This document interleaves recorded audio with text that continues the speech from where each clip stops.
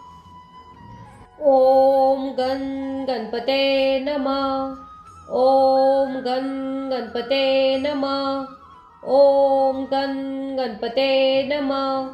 ओम गण गणपते नमः. ओम गण गणपते नमः.